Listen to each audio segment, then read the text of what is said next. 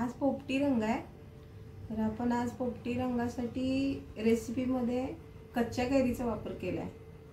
तर कच्च्या कैरीपासून आपण काय काय केलंय ते दाखवते।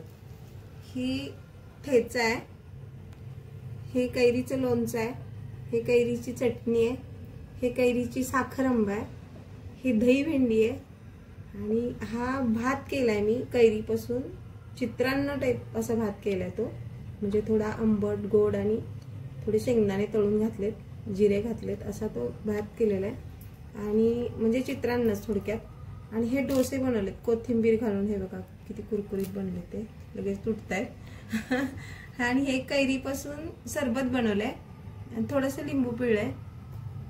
असा हा देवीचा सगळा नैवेद्य तयार झालेला आहे आज। आणि आपण आता आपल्या देवीसाठी एक मंत्र म्हणूया। या देवी सर्वभूतेषु विष्णु मायेति शब्दिता, नमस्तस्यै नमस्तस्यै नमस्तस्यै नमः। आंबा माता की जय।